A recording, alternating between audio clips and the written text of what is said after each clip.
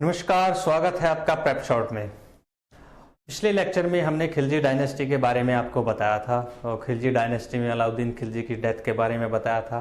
और उसके बाद मैंने बताया था आपको कि अलाउद्दीन खिलजी के बाद में जो तीन रूलर्स हुए हैं आपके, शिहाबुद्दीन उमर हुए हैं, ठीक है। शिहाबुद्दीन उमर के बाद जो हुए हैं वो हैं कुतुबुद्दीन मुबारक शाह, और उसके बाद मैंने बताया था नसीरुद्दीन खुसरो।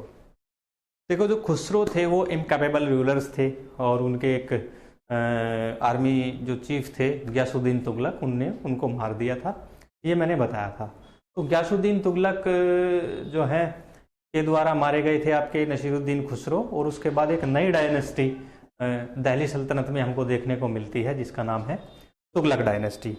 अगर हम तुगलक डायनेस्टी की बात करें तो ये इसका जो टाइम पीरियड है वो 1320 से लेकर जाता है आपका 1414 तक, ठीक है। तो तुगलक डायनेस्टी को मैंने अभी बताया है कि इसके जो फाउंडर माने जाते हैं आपके, वो गयासुद्दीन तुगलक माने जाते हैं। तो फाउंडर कौन है इसके? फाउंडर है गयासुद्दीन तुगलक।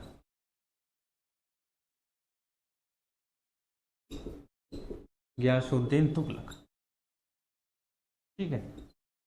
तो हम तुगलक डायनेस्टी को प्रारंभ करते हैं, स्टार्ट करते हैं गयासुद्दीन तुगलक से। Ghiyasuddin Tughlaq was the first ruler of Tughlaq dynasty. तो स्टार्ट करते हैं। तो जो फर्स्ट किंग है आपके वो है गयासुद्दीन तुगलक।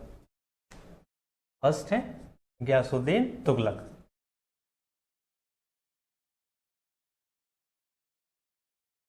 गयासुद्दीन तुगलक, ठीक है। और इनका जो टाइम पीरियड है वो 1325 एडी से स्टार्ट होता है, 1320 एडी से स्टार्ट होता है और 1325 एडी तक इनका रूलिंग पीरियड यानी शासनकाल है। तो समझ लें कि लगभग 5 वर्षों तक गयासुद्दीन तुगलक ने दिल्ली सल्तनत के जो है सुल्तान बनकर रहे। अगर इनकी बात करें तो इनका जो रियल नेम है गयासुद्दीन तुगलक का, वो भी मैं लिख देता हूं। इनका जो वास्तविक नाम है वो था इनका ग्यात अल-दीन तुगलक, और इनको जो है हिस्ट्री में गाजी मलिक के नाम से भी जाना जाता है, ठीक है। तो दोनों ही नाम है इनके, गाजी मलिक या गयासुद्दीन तुगलक या ग्यात अल-दीन तुगलक, दोनों ही नाम से ये जाने जाते हैं। अगर इनकी बात करें, इनके जो फादर थे यानी इनके पिताजी थे वो बलबन के एक जो है तुर्की दास थे, ठीक है। तो फादर की बात करते हैं। इनके फादर थे slave of, Turkic slave of,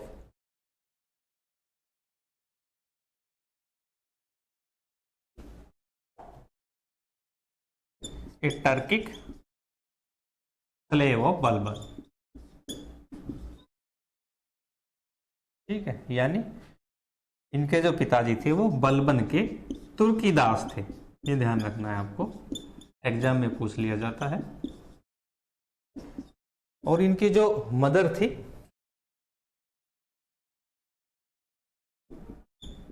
वो एक जो है जाट महिला थी, ठीक है, जाट वुमन फ्रॉम पंजाब, यानी पंजाब की एक जाट महिला से इनके पिताजी ने शादी की थी, और इनका पुत्र था गयासुद्दीन तुगलक और गाजी मलिक, ठीक है। तो माता क्या थे? हिंदू थी इनकी, और पिताश्री इनके मुस्लिम थे, ठीक है। तो इन्होंने सबसे पहले क्या किया? सबसे पहले इन्होंने जो है आपके जो मंगोल्स हैं, जो मंगोल बार बार इन्वेड करते रहते हैं दिल्ली सल्तनत पर, इन्होंने सबसे पहले मंगोल्स को डिफीट किया यानी पराजित किया। तो सबसे पहले गयासुद्दीन तुगलक ने क्या किया? ही डिफीटेड टू मंगोल्स, यानी मंगोल्स को पराजित किया। और जब इन्होंने मंगोल्स को पराजित किया तो इन्होंने एक नया टाइटल जो है होल्ड किया, यानी एक नई उपाधि धारण की, ठीक है, जिसका नाम था मलिक उल गाजी, ठीक है। तो मंगोल्स को हराने के बाद एक और नया टाइटल इन्होंने लिया जिसका नाम था मलिक उल गाजी, ठीक है। तो क्वेश्चन आपसे पूछे जा सकते हैं, मैंने दो बातें बताई हैं आपको, ठीक है। एक तो इनको गाजी मलिक के नाम से जाना जाता था, ठीक है, आपसे एग्जाम में पूछा जा सकता है गाजी मलिक के नाम से कौन से रूलर फेमस है, तो that answer is Ghiyasuddin Tughlaq. Okay, आपसे ये भी पूछा जा सकता है मलिकुल गाजी की जो टाइटल है वो किसने होल्ड किया, मलिकुल गाजी की उपाधि किसने धारण की थी, तो तब भी आपको आंसर देना है गयासुद्दीन तुगलक। आपसे क्वेश्चन ऐसे भी किया जा सकता है कि after the defeat to Mongols, ठीक है, गयासुद्दीन तुगलक के title hold is, that answer is Malikul Ghazi, यानी मंगोलों को पराजित करने के पश्चात गयासुद्दीन तुगलक को कौन सी उपाधि प्रदान की गई, तो तब उसका आंसर देना आपको मलिकुल गाजी, ठीक है। नेक्स्ट चलते हैं, गयासुद्दीन तुगलक के बारे में नेक्स्ट पढ़ते हैं। तो ये जो गयासुद्दीन तुगलक है, इन्होंने अपने जो है रूलिंग टाइम में एक सिटी बनाया था, ठीक है, एक सिटी एस्टेब्लिश की थी, अपनी एक टाउनशिप जिसको कहते हैं टाउनशिप बनाई थी, ठीक है, जिसका नाम रखा था इन्होंने तुगलकाबाद, ठीक है। तो तुगलक एस्टेब्लिश्ड ए ओन टाउनशिप, ठीक है, तो दैट इज क्या था, तुगलकाबाद, ये आपको ध्यान रखना है। तो दिल्ली जो कैपिटल थी उसके पास एक जो है नगर की स्थापना की थी जिसका नाम था तुगलकाबाद, ये आपको ध्यान रखना है। देखो आपसे पूछा जाए कि तुगलकाबाद नगर किसने स्थापित किया, तो गयासुद्दीन तुगलक ने, ठीक है, ये इसका आंसर है। आगे चलते हैं, अब हम बात करते हैं गयासुद्दीन तुगलक के जो मिलिट्री कैंपेन्स, ठीक है, मिलिट्री एक्सपेडिशंस क्या थी वो हम जानने का प्रयास करेंगे। तो मिलिट्री कैंपेन्स क्या थे, यानी सैन्य अभियान जिनको बोलते हैं,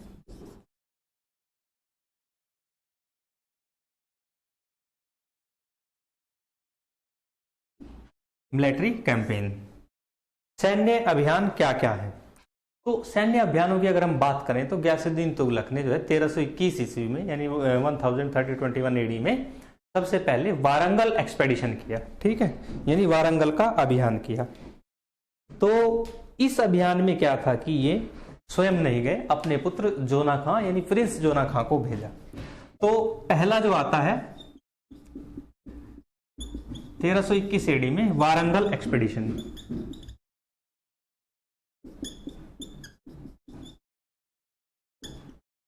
वारंगल अभियान क्या था, देखो वारंगल के जो उस टाइम के जो रूलर थे, यानी गयासुद्दीन तुगलक के कंटेम्प्रेरी जो रूलर थे वो आपके माने जाते थे प्रताप रुद्रदेव, ठीक है। तो वारंगल में किसका शासन था, प्रताप रुद्रदेव का, प्रताप रुद्रदेव, ठीक है। और इनके साथ जो फाइट करने के लिए भेजा, यानी इस अभियान पे भेजा, तो सबसे ज्येष्ठ, अपने ज्येष्ठ जो पुत्र थे, यानी कि एल्डर सन जो थे गयासुद्दीन तुगलक के, वो थे प्रिंस जोना खां, ठीक है। तो इनके सामने लड़ने के लिए गए थे प्रिंस जोना खां, ये आपको ध्यान रखना है, जोना खां, ठीक है। जो प्रिंस जोना खां है, इनका जो है आपस में फाइट हुई, रिजल्ट ये रहा कि जो प्रिंस जोना खां है ये डिफीट हो गए वारंगल में, नहीं, प्रताप रुद्रदेव ने जो है जोना खां को हरा दिया। तो हम यहां लिख देते हैं, रिजल्ट ये है कि प्रताप रुद्रदेव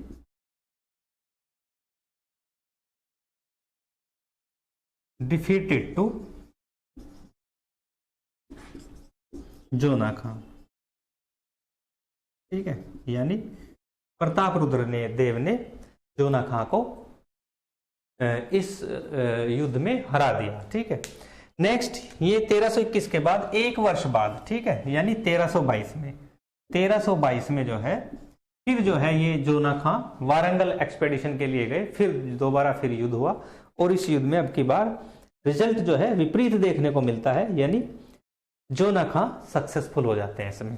तो क्या होता है 1322 में ये जोना खां सक्सेसफुल हो जाते हैं, नहीं सफल हो जाते हैं। तो जोना खां वाज सक्सेसफुल,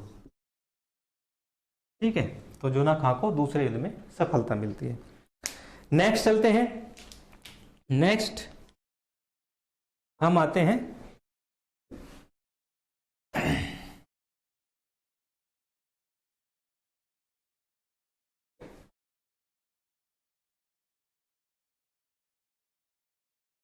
तो फिर आता है आपका जाजनगर ओडिशा 1324। ठीक है, तो नेक्स्ट मिलिट्री एक्सपेडिशन है 1324 एडी। ठीक है, तो 1324 में जो सैन्य अभियान किया जाता है गयासुद्दीन तुगलक की तरफ से, वो किया जाता है आपका जाजनगर ओडिशा में।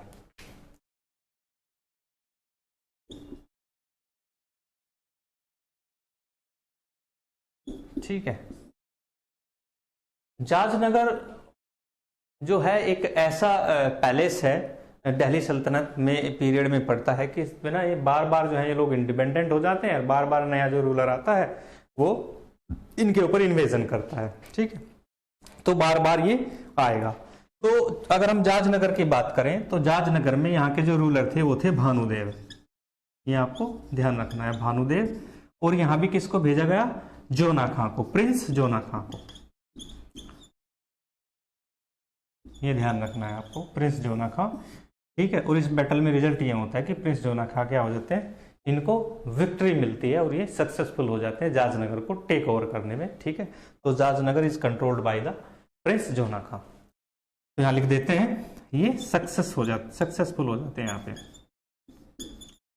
ठीक है, तो इसमें जाजनगर में सफलता मिलती है। ठीक है, उसके बाद नेक्स्ट आता है आपका 1324 में। 1324 में ही ठीक है, क्या है कि गयासुद्दीन तुगलक के मैक्सिमम जो कैंपेन है या एक्सपेडिशन है उनमें सबसे ज्यादा है प्रिंस जोना खां ही गए हैं। और एकमात्र जो है एक्सपेडिशन था जिसमें आपके गयासुद्दीन तुगलक खुद गए थे वो था बंगाल। ठीक है, बंगाल। ठीक है, बंगाल की बात करें तो यहाँ पे आपके बहादुर शाह नाम का एक शासक था, बहादुर शाह। ठीक है, और वर्सेस गयासुद्दीन तुगलक,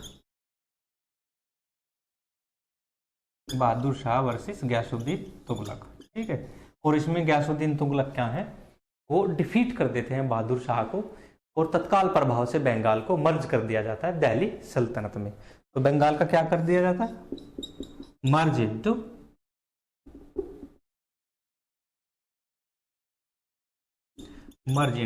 दिल्ली सल्तनत, दिल्ली सल्तनत में मिला लिया गया। ठीक है, तो बंगाल क्या है, दिल्ली सल्तनत में मिला लिया जाता है। आगे चलते हैं। ये तो मैंने बताए हैं मोटे तौर पर आपको मिलिट्री कैंपेन्स।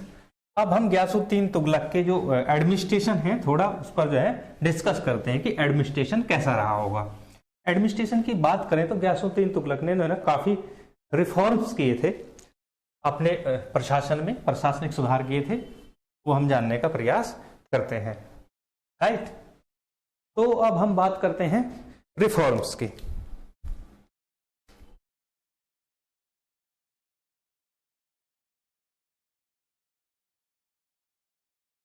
ठीक है, देखो रिफॉर्म्स, सबसे पहला रिफॉर्म्स गयासुद्दीन तुगलक ने क्या किया, उन्होंने अपनी सेना को सुव्यवस्थित ढंग से एस्टेब्लिश किया। और जो प्रीवियस में जो चला आ रहा था ब्रांडिंग ऑफ हॉर्स और फेस स्केच, यानी घोड़ा दागने की प्रथा और सैनिकों का हुलिया रखना, सैनिकों के हुलिये का डाटा रखने की जो सिस्टम था वो अलाउद्दीन खिलजी ने चलाया था। तो इसको इन्होंने थोड़ा और सुव्यवस्थित ढंग से लागू किया। ठीक है, यानी सिस्टमेटिकली इम्पोज्ड किया। तो दो चीजें थी, पहली क्या थी, ब्रांडिंग ऑफ हॉर्स,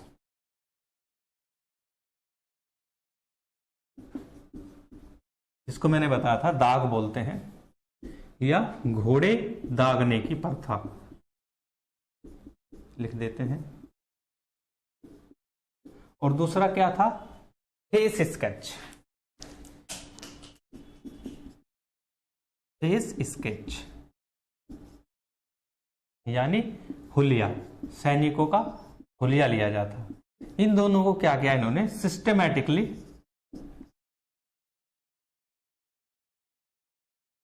इम्पोज्ड किया अपनी सेना पर। ठीक है, यानी सुव्यवस्थित ढंग से इन्होंने लागू किया। अगर हम आगे बात करें, इन्होंने अपने रूलिंग टाइम में दूसरा जो कार्य किया था अपनी जो प्रजा के लिए जो मदिरा सेवन जिसको बोलते हैं, लीकर कंजप्शन, यानी लीकर यानी दवा दारू जो भी है उसको परमानेंटली बंद किया इन्होंने। ठीक है, तो नेक्स्ट चलते हैं लीकर कंजप्शन। तो नेक्स्ट जो रिफॉर्म किया था इन्होंने वो किया था लीकर बैन। लीकर को क्या किया इन्होंने? परमानेंट बैन किया, परमानेंटली बैंड। ठीक है, और परमानेंटली बैन किया। उसके बाद भी जो है कहीं राज्य में मदिरा की सेल एंड परचेज ना हो और मदिरा का कंजप्शन ना हो, तो इसको करने के लिए एक इन्होंने ऑफिसर अपॉइंट किया जिसका नाम रखा मुहत्सिब। ठीक है, क्या नाम रखा उसका? मुहत्सिब। एग्जाम में पूछा जा सकता है, लिख देता हूं मुहत्सिब। ठीक है, क्वेश्चन कैसे बन सकता है आपके एग्जाम में कि गियासुद्दीन तुगलक ने मुहत्सिब नाम का एक अधिकारी नियुक्त किया था, वो किस लिए था? तो तब आपको आंसर देना है वो शराब की बिक्री एवं कंजप्शन, यानी शराब का बिक्री और पीना दोनों ही है प्रतिबंधित थे, तो उसके लिए मुहत्सिब नाम का अधिकारी रखा गया था। ये आपको ध्यान रखना है। इन्होंने क्या किया, नेक्स्ट चलते हैं गियासुद्दीन तुगलक के बारे में। इन्होंने जगह जगह क्या है कि डाक चौकियां बनाई। ठीक है, अपना जो डाक विभाग है उसको सुव्यवस्थित ढंग से इम्पोज्ड किया प्रजा के ऊपर, और 2.5 से 3 किलोमीटर पर एक डाक चौकी बनाई ताकि जो है डाक जल्दी से जल्दी जो है अपने गंतव्य तक पहुंचाई जा सके। तो नेक्स्ट हमें लिखना है जो आपका मेल या पोस्ट डिपार्टमेंट है,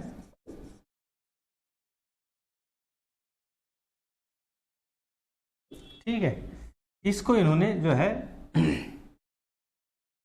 सुव्यवस्थित ढंग से लागू किया और इसके लिए जो है एक ऑफिसर नियुक्त किया जिसका नाम रखा गया आपका बरीद ए मुबालिक। ठीक है, तो इसके लिए एक ऑफिसर था जिसका नाम था बरीद ए मुबालिक। ठीक है, हिंदी में भी लिख देता हूं बरीद ए मुबालिक, ध्यान रखना आपको पूछा जा सकता है। राइट,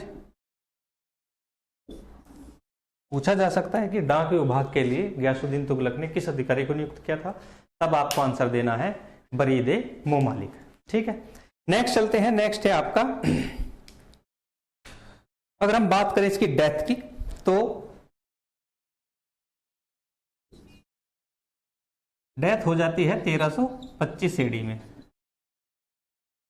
ठीक है, देखो डेथ होती कैसे है? होता ये है कि जो आपके गियासुद्दीन तुगलक हैं, ये अपने जो मैंने अभी बताया था आपको बंगाल एक्सपेडिशन यानी बंगाल अभियान से वापस लौट रहे थे, तो दिल्ली के बाहर एक बहुत बड़ा जो है भव्य समारोह का आयोजन किया गया, जिसको करने के लिए राजकुमार जोना खान ने पूरी तैयारियां की थी। एक मंच लगाया गया, तो मंच पर गियासुद्दीन तुगलक जो है जनता को संबोधित कर रहे थे। तभी क्या हुआ कि हाथियों के एक झुंड ने मंच की ओर आ गया और मंच को तोड़ दिया। जैसे ही मंच टूटा, ठीक है, मंच यानी स्टेज, जो स्टेज आपकी टूटी, तो उसके नीचे जो है गियासुद्दीन तुगलक और उनके छोटे बेटे, ठीक है, प्रिंस महमूद, ठीक है, प्रिंस महमूद, दोनों की मृत्यु हो जाती है। ठीक है, बहुत सारी इतिहास में कहानियां प्रचलित है। ऐसा माना जाता है कि जो गियासुद्दीन तुगलक हैं, उनका जो सूफी संत है निजामुद्दीन औलिया, उनसे जो है ना कुछ जो खटास रहता था मन में। जब ये बंगाल अभियान से निकले तो इन्होंने कहा कि निजामुद्दीन औलिया को बोल दिया जाए कि वो दिल्ली छोड़कर चले जाएं। लेकिन निजामुद्दीन औलिया ने बोला कि दिल्ली अभी दूर है, आप दिल्ली आए कम से कम, तभी हम दिल्ली छोड़ देंगे।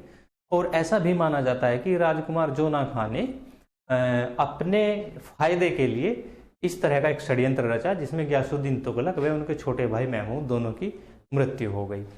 तो ये यहाँ पे जो है आपका जो गियासुद्दीन तुगलक है उसकी कहानी खत्म हो जाती है। नेक्स्ट अगर हम बात करें तो नेक्स्ट जो शासक आते हैं आपके, वो आते हैं मोहम्मद बिन तुगलक। तो नेक्स्ट चलते हैं हम इस पर, मोहम्मद बिन तुगलक पर। ठीक है, अब मोहम्मद बिन तुगलक कौन है? तो कहानी से आप समझ ही गए होंगे, तो केवल जो है आपके बचते हैं प्रिंस जोना खां, यानी राजकुमार जोना खां या शहजादा जोना खां, जो भी कहें। तो यही जो है आपके मोहम्मद बिन तुगलक होते हैं अगले, यानी next sultan of Delhi, Mohammad bin Tughlaq. तो हेडिंग डाल लेते हैं, Mohammad bin Tughlaq second ruler of Tughlaq dynasty, Mohammad bin Tughlaq. ठीक है, तो मोहम्मद बिन तुगलक मृत्यु के जो हैं जब इनकी डेथ होती है तुरंत बाद ये जो है शासक नहीं बचते। ऐसा माना जाता है कि जो मोहम्मद बिन तुगलक हैं वो लगभग गयासुद्दीन तुगलक की मृत्यु के 40 दिन तक शोक मनाते हैं और उसके बाद जो है वो सिंहासन पर बैठते हैं। तो इनके अगर हम टाइम की बात करें तो ये 1325 का जो वर्ष है उसी में शासक बनते हैं और 1351 तक शासन करते हैं दिल्ली सल्तनत पर। तो 1325 एडी टू 1351 एडी। तो ये बातें कर रहे हैं हम किसकी? मोहम्मद बिन तुगलक की। लिख देते हैं Mohammad bin Tughlaq.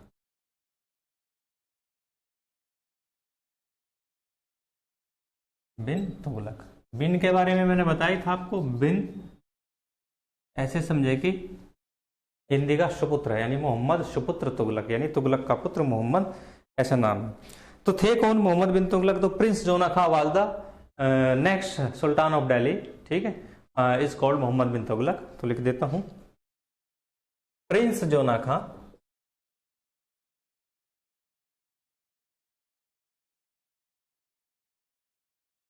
was the next sultan of Delhi. ठीक है, अगले जो शासक हैं आपके वो प्रिंस जोना खाई हैं, जो मोहम्मद बिन तुगलक का टाइटल धारण करते हैं। मोहम्मद बिन तुगलक का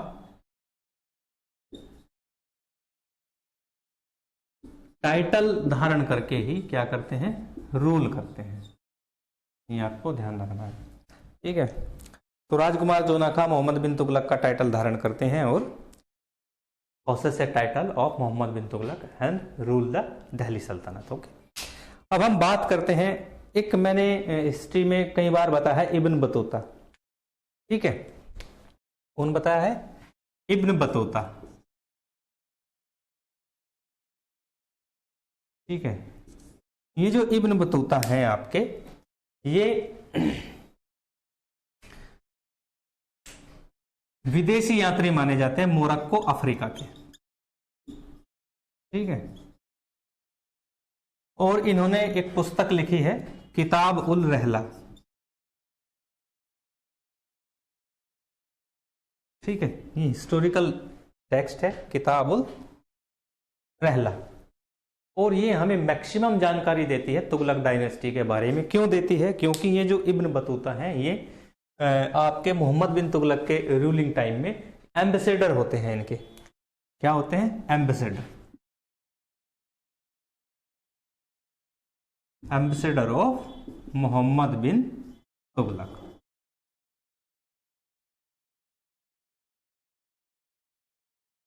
तो ऐसा माना जाता है कि इब्न बतूता को अपना राजदूत नियुक्त किया था मोहम्मद बिन तुगलक ने, ताकि वह फॉरेन कंट्रीज में जाकर जो है इनकी जो है बातों को रख पाए, स्टेट की बातों को रख पाए, जैसा कि आजकल एम्बेसडर रखते हैं।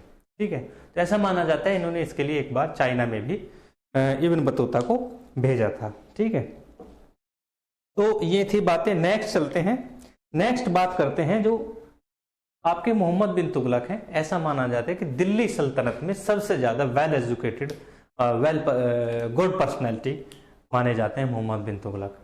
इन्होंने बहुत सारी जो है योजनाएं चलाई। ठीक है, लेकिन इनकी कोई भी योजना सफल नहीं हो पाई, इसलिए ये हिस्ट्री में जो है अनसक्सेसफुल पॉलिसीज के मालिक भी माने जाते हैं।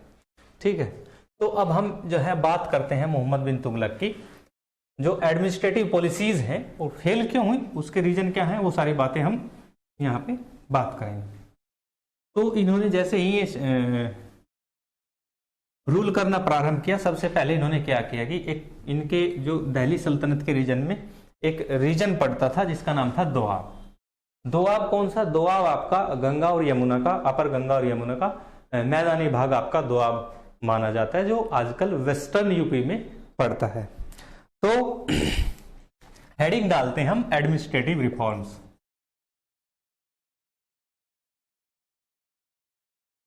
एडमिनिस्ट्रेटिव रिफॉर्म्स, ठीक है। और एडमिनिस्ट्रेटिव रिफॉर्म्स में सबसे पहले हम बात करते हैं दोआब की। दोआब पे इन्होंने जो है ना आवश्यकता से अधिक जो है ना टैक्स इंपोज किए थे, जो योजना असफल हो गई थी इनकी। तो सबसे पहले क्या करते हैं, दोआब टैक्सेशन की बात ही कर लेते हैं।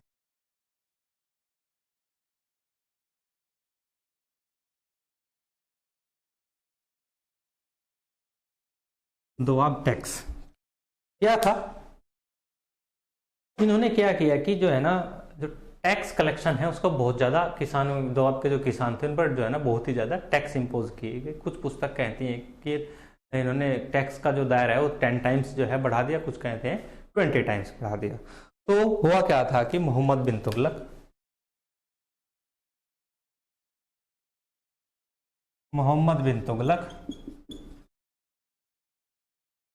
was increase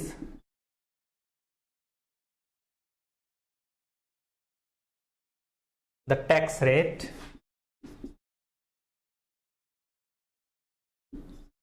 in Doab 10 to 20 times, ठीक है। यानी 10 से 20 गुना तक इन्होंने कर में वृद्धि की। जैसे इन्होंने कर में वृद्धि की तो ऐसा माना जाता है कि उस टाइम जो है अकाल, ठीक है ना, अकाल पड़ गया। क्या हुआ, अकाल पड़ गया, फेमाइन जिसको बोलते हैं। और अकाल पड़ने से यहाँ के जो फार्मर्स थे वो टैक्स पे करने में असमर्थ हो गए, लेकिन फिर भी इनसे जबरन टैक्स वसूला गया। तो जबरन टैक्स वसूलने से क्या हुआ कि जनता में असंतोष हुआ, फिर इन्हें अपनी जो टैक्स वृद्धि है वो वापस लेनी पड़ी। तो ये योजना क्या हुई, ये भी इनकी अनसक्सेसफुल हुई। तो पहली पॉलिसी इनकी अनसक्सेसफुल हुई, तो पहली योजना हुई असफल, ठीक है। उसके बाद हम बात करते हैं दूसरी योजना की। दूसरी योजना थी कि इन्होंने अपनी जो कैपिटल थी दिल्ली उसे चेंज किया, ठीक है ना। तो चेंज द कैपिटल, यानी राजधानी में परिवर्तन किया इन्होंने। कहां लेके गई ये राजधानी, राजधानी लेके गई है दिल्ली से दौलताबाद, ठीक है। यानी दिल्ली से दौलताबाद लेकर गए, दिल्ली टू देवगिरी लेकर गए, और इसका देवगिरी का नाम दौलताबाद रखा। योजना असफल क्यों हुई, ऐसा माना जाता है कि ये ना अपने साथ दिल्ली की पूरी प्रजा को साथ लेकर गए, और साथ ले जाने के बाद वहां पर प्रजा का मन नहीं लगा। प्रारंभ में इनको चाहिए था कि ये अपने जो है ना पदाधिकारी, अपने कलेक्टर, जो भी इनके ऑफिसर्स हैं उनको लेकर जाते तो शायद अच्छा रहता, उसके बाद जो है सिटीजन्स को लेकर जाते, लेकिन इन्होंने ऐसा ही नहीं किया। ये जो है ना पूरी दिल्ली की प्रजा को लेकर जो है दौलताबाद ले गए। लेकर क्यों गए थे, इनका मानना था कि दौलताबाद जो है ना बिल्कुल जो है मध्य, इनकी रियासत के मध्य में पड़ता था। तो स्टेट के मध्य में पड़ने से इन्होंने मंगोल से बचने के लिए देवगिरी लेकर गए थे। लेकिन वहाँ पे क्या हुआ कि सिटीजन्स जो है ना उनका मन नहीं लगा, और वो वहाँ से वापस आने के लिए आतुर हो उठे। फिर जो है ना दोबारा इन्होंने क्या किया, देवगिरी से फिर राजधानी दिल्ली वापस शिफ्ट की, ठीक है। तो ये भी सब योजना क्या हुई इनकी, ये योजना भी इनकी अनसक्सेसफुल हुई। क्या हुआ, अनसक्सेसफुल, ये आपको ध्यान रखना। तो दूसरी योजना, सेकंड पॉलिसी वाज अनसक्सेसफुल, दूसरी योजना भी इनकी अनसक्सेसफुल हो जाती है। नेक्स्ट चलते हैं, तीसरी योजना थी इनकी, इन्होंने टोकन करेंसी का प्रचलन किया, यानी सांकेतिक मुद्रा को जो है चलाया, ठीक है। उसके बारे में भी जान लेते हैं, उसके बाद क्या हुआ चलाने के बाद। नेक्स्ट आता है टोकन करेंसी।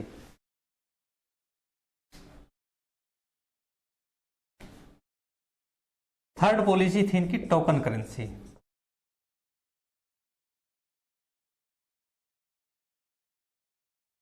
टोकन करेंसी एक तरीके की जो है सांकेतिक मुद्रा थी, ठीक है। और ये लाइबल जो थी, लिख देता हूं, सांकेतिक मुद्रा, और ये जो है लाइबल थी। चांदी और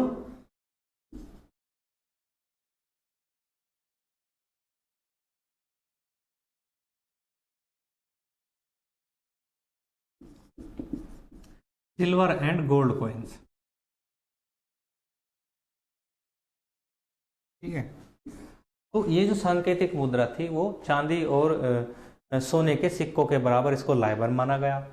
फिर धीरे धीरे क्या हुआ कि ये जो सिल्वर और गोल्ड कॉइन्स है, ये सांकेतिक मुद्रा धीरे धीरे जो है प्रचलन में फेक करेंसी भी आने लगी। तो क्या हुआ कि स्टेट में काउंटरफिट मनी का इश्यू हो गया। क्या हुआ? काउंटरफिट मनी,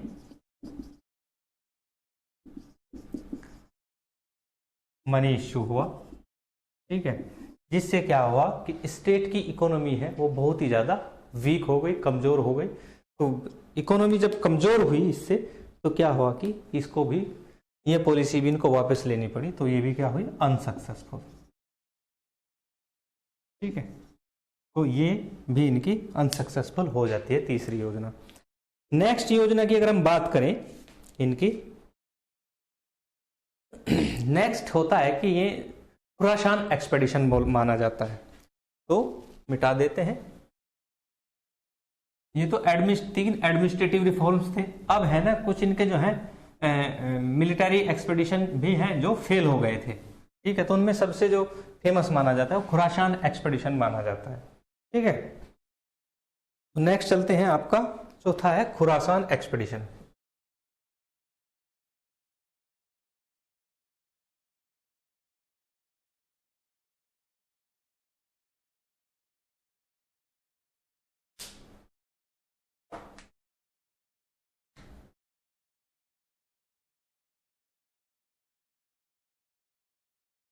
खुरासान अभियान, ठीक है। देखो खुरासान क्या है? खुरासान ईरान में जो है ना स्थान है, एक पैलेस है, ठीक है। और उस प्लेस में क्या था कि शासक आपके अबू सईद माने जाते हैं। तो लिख देता हूं मैं, खुरासान कहाँ है? ये आपका ईरान में, ठीक है। और यहाँ के जो शासक हैं वो है अबू सईद।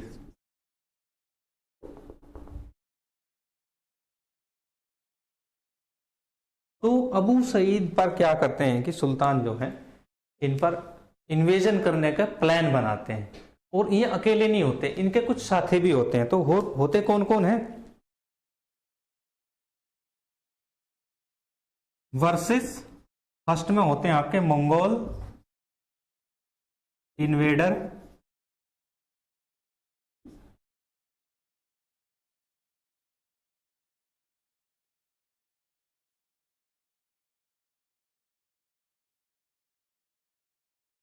मंगोल इन्वेडर तारमा शरीन, ठीक है। तो इसमें क्या है कि मंगोल आक्रमणकारी जो होते हैं तारमाशरीन होते हैं। दूसरे इनके लाइजन में होते हैं आपके सुल्तान ऑफ इजिप्ट, यानी इजिप्ट के सुल्तान, सुल्तान ऑफ इजिप्ट यानी मिस्र के सुल्तान होते हैं। और तीसरे आपके अपने स्वयं जो है मोहम्मद बिन तुगलक होते हैं, यानी सुल्तान मोहम्मद बिन तुगलक।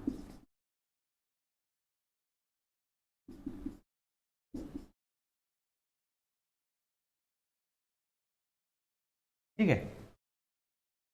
ये करते क्या है कि इसमें सुल्तान जो है अबू सईद पर इन्वेजन करने के लिए लगभग 3,70,000 सोल्जर्स की एक आर्मी खड़े करते हैं, ठीक है। तो सुल्तान क्या करते हैं, लगभग 3,70,000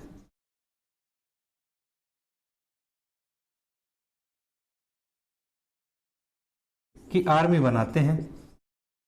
और उनको जो है ना अग्रिम वेतन दिया जाता है, प्रीपेड सैलरी दे दी जाती है, ठीक है, लड़ने के लिए।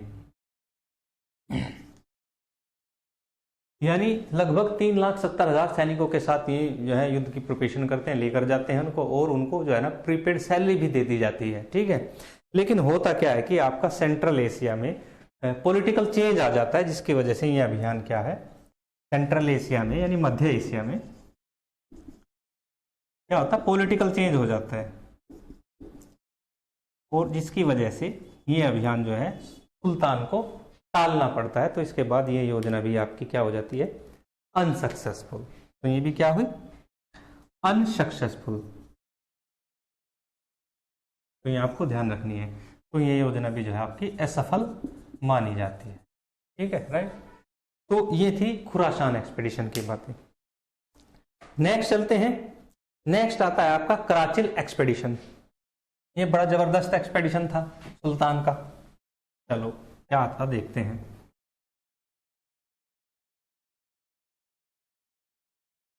नेक्स्ट है कराचिल एक्सपेडिशन।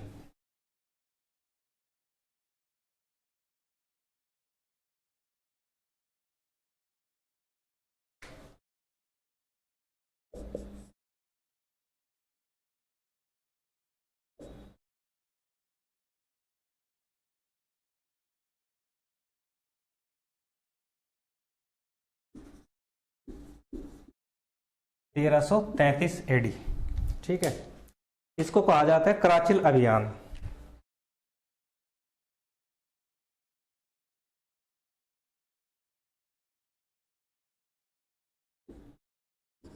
ठीक है, कराचिल अभियान है क्या, ठीक है। कराचिल अभियान, ये कराचिल एक जगह है, ठीक है, जो कुल्लू कांगड़ा रीजन, जो आपका हिमाचल प्रदेश में पड़ता है वर्तमान में, वहां पे ये जगह है। तो यहाँ पे क्या क्या कि सुल्तान के माइंड में आया कि क्यों न मैं हिमालय को क्रॉस करके चाइना पर इन्वेड करूं, यानी चाइना पर आक्रमण करूं। लेकिन होता क्या है कि सुल्तान को जो वेदर होता है उसका पता नहीं होता, ठंडी का मौसम होता है, सभी सैनिक जो है चले जाते हैं कराचिल में, और ठंड ज़्यादा होने की वजह से उनके पास व्यवस्था नहीं होती ठंड से बचने के लिए, तो लगभग सभी सैनिक मारे जाते हैं। ऐसा माना जाता है कि 2-4-10 सैनिक ही बचते हैं और सभी सैनिक मर जाते हैं। तो ये योजना भी असफल मानी जाती है।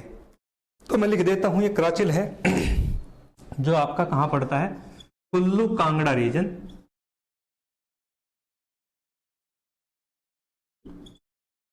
हिमाचल प्रदेश, ठीक है, राइट। तो अगर हम बात करें बदायूनी जो हिस्टोरियन है उनके अनुसार जो है सुल्तान, लिख देता हूं,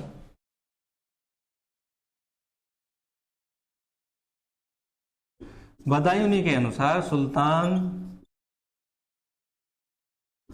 wanted to cross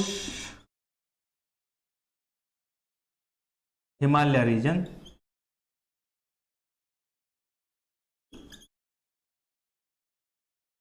two invade in the China, यानी वो चाइना पर आक्रमण करना चाहते थे और उसके लिए हिमालय क्रॉस करना जरूरी था। इसलिए सुल्तान ने क्या किया कि कराचिल अभियान किया, और कराचिल में क्या हुआ कि सभी सैनिकों की डेथ हो गई, विंटर का सीजन था, ठीक है। तो ये सभी अनसक्सेसफुल आपकी योजनाएं थी आपकी मोहम्मद बिन तुगलक की, और इसलिए दिल्ली सल्तनत के सबसे वेल एजुकेटेड जो रूलर हैं और उनकी सारी योजनाएं सफल होती हैं, और असफल शासक के रूप में इनकी गिनती हिस्ट्री में की जाती है। लेकिन इतने भी असफल नहीं है, कुछ बहुत ही अच्छी चीजें इन्होंने की, वो मैं आपको बताता हूं क्या क्या की थी। चलो अब हम इन्होंने कुछ चीजें चलाई थी वो हम बातें करते हैं। इन्होंने एक डिपार्टमेंट बनाया जिसका नाम था दीवान ए कोही, दीवान ए कोही, ठीक है, हिंदी में भी लिख देते हैं दीवान ए कोही। दीवान ए कोही था क्या, ठीक है ना, ये एग्रीकल्चरल डिपार्टमेंट था उस टाइम का, ठीक है। क्या था,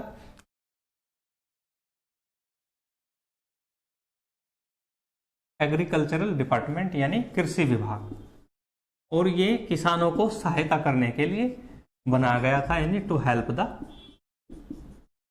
फार्मर्स, यानी किसानों की सहायता के लिए बनाया गया। और इसी विभाग के अंतर्गत इन्होंने एक जो है ना फेमाइन कोड जारी किया। क्या किया, लिख देते हैं, फेमाइन कोड।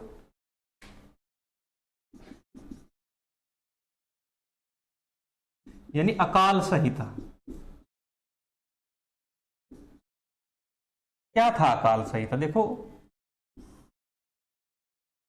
सुल्तान ने जो है रिलाई किया कि जो इन्होंने टैक्स लगाया था दोआब पे, वहां पे अकाल पड़ गया था। और अकाल पड़ने के बाद में वहां की जनता टैक्स पे करने में समर्थ नहीं थी, तो इसलिए इन्होंने अपनी योजना को वापस ले लिया था। तो इन्होंने इस बातों को जानते हुए जो है ना रिलीफ देने के लिए, जो विक्टिम्स होते हैं फेमाइन के, यानी अकाल के जो पीड़ित हैं, उनको रिलीफ देने के लिए ये एक फेमाइन कोड जारी किया। तो मैं लिख देता हूं, to relieve the famine victim.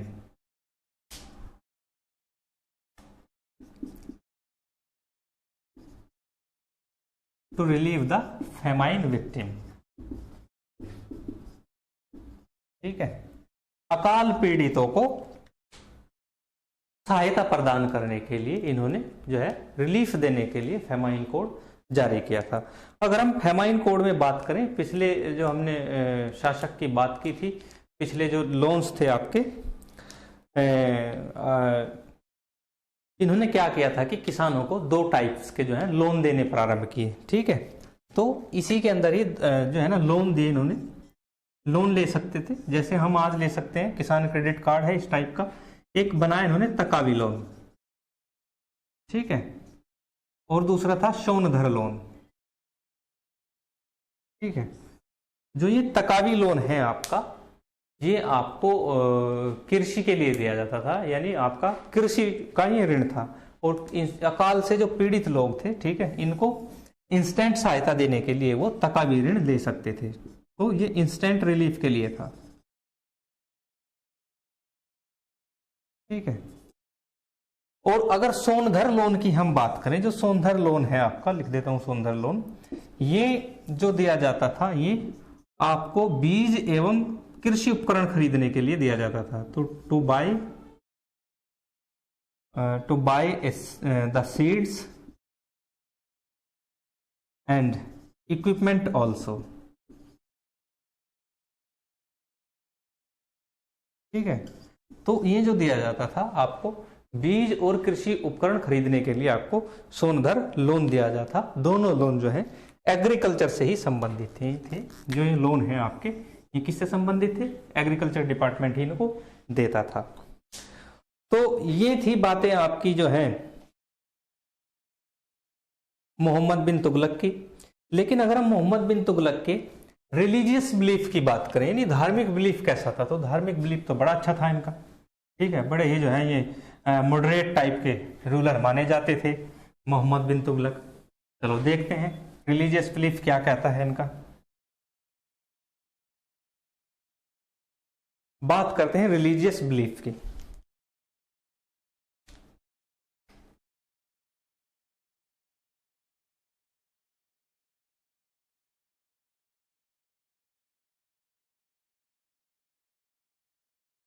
तो रिलीजियस बिलीफ की हम बात करें, तो आपके जो मोहम्मद बिन तुगलक हैं, वो कट्टर इस्लामिक रूलर नहीं थे, वो बड़े ही मॉडरेट थे, यानी उदारवादी थे। ठीक है, तो सुल्तान क्या थे? मॉडरेट थे, उदारवादी। ठीक है, तो जो सुल्तान हैं आपके, ठीक है, sultan Mohammad bin Tughlaq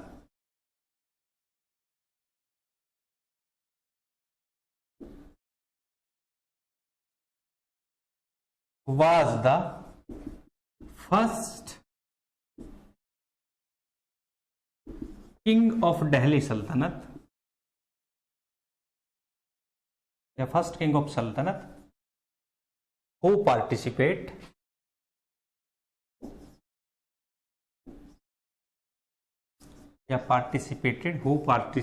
in Hindu festival Holi.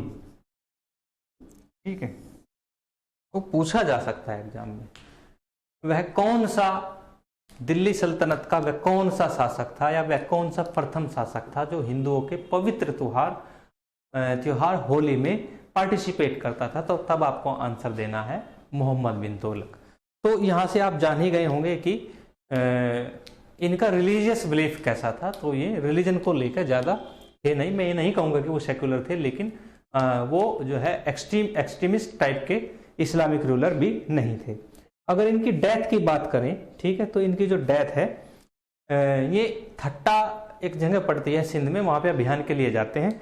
वहाँ पे इनकी जो है कैंपेनिंग के दौरान जो तिरगी ट्राइब है उनके साथ युद्ध के साथ साथ इनकी मृत्यु हो जाती है। तो बात अगर हम डेथ की करें तो डेथ हो जाती है 20 मार्च 1351 को। डेथ 20 मार्च 1351 एडी। जगह का नाम थट्टा, ये ध्यान रखना है। थट्टा कहाँ पड़ता था? सिंध में। लिख देता हूं थट्टा सिंध, ठीक है। तो होता क्या है कि जो सुल्तान है, सुल्तान जो है एक अभियान में जाते हैं थट्टा सिंध में, ठीक है, और रास्ते में ही इनकी जो है मृत्यु हो जाती है जाते जाते, ठीक है। तो वहाँ के ये जो तागी जो ट्राइब है, लिख देता हूं मैं, ये लिख ही देता हूं, ठीक है। तो way to Thatta Sindh while during the campaign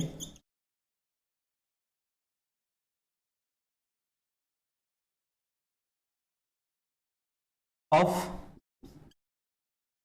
Tagi tribes, ये आपको ध्यान रखना है।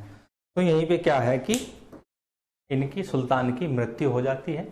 अगर हम सुल्तान का मूल्यांकन करें तो सुल्तान जो है बड़े ही टॉलरेंस टाइप के रूलर थे, उदारवादी थे, वेल एजुकेटेड थे, योजनाएं चलाई, सारी योजनाएं अच्छी थी, लेकिन वो फेल हो गई, वो अलग बातें हैं, ठीक है। तो आज के लिए इतना ही। नेक्स्ट लेक्चर में हम बताएंगे नेक्स्ट दिल्ली सल्तनत के या तुगलक डायनेस्टी के नेक्स्ट रूलर के बारे में। Thank you.